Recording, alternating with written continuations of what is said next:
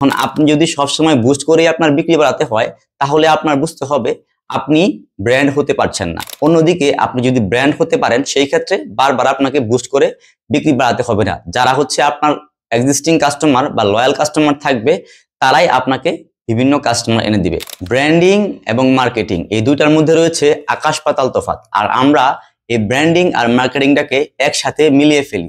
Marketing হলো আপনাকে নতুন নতুন কাস্টমার এনে দেওয়া বা নতুন নতুন কাস্টমারের সামনে আপনার বিজনেসটাকে পরিচয় করে দেওয়া। অন্যদিকে ব্র্যান্ডিং হলো দীর্ঘ সময় ধরে আপনার কাস্টমারকে ধরে রাখার প্রচেষ্টা। উদাহরণস্বরূপ, একজন মার্কেটার আপনাকে 1000 অর্ডার এনে দিল, নতুন নতুন কাস্টমার এনে দিল, কিন্তু সেখান থেকে রিপিটেড অর্ডার একটাও হলো না। আর ব্র্যান্ডিং এর কাজ হলো ওই যে মার্কেটার 1000 অর্ডার এনে দিল, সেই 1000 অর্ডার থেকে যেন অন্তত পক্ষে 2 থেকে 300 মানুষ আপনার লয়াল অ্যাডভোকেট বা লয়াল কাস্টমার হয়। তারা যেন সারা জীবন বা লং টার্ম ধরে আপনার ব্র্যান্ড থেকেই বা আপনার শপ থেকেই প্রোডাক্ট কিনে। তো মার্কেটাররা সবসময় আপনাকে বলে যে বুস্ট করুন, বিক্রি বাড়ান।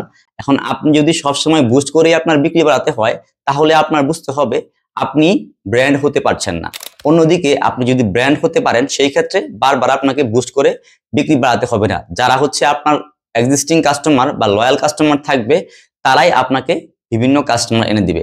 এখন কথা হচ্ছে আপনার বিজনেসের জন্য আপনি করছেন কোনটা, ব্র্যান্ডিং নাকি মার্কেটিং? তো ব্র্যান্ডিং এবং মার্কেটিং বিষয়ক যে কোনো ধরনের সার্ভিস নেওয়ার জন্য চাইলে আমাদের সাথে যোগাযোগ করতে পারেন। ধন্যবাদ সবাইকে। আসসালামু আলাইকুম, আল্লাহ হাফেজ, টেক কেয়ার।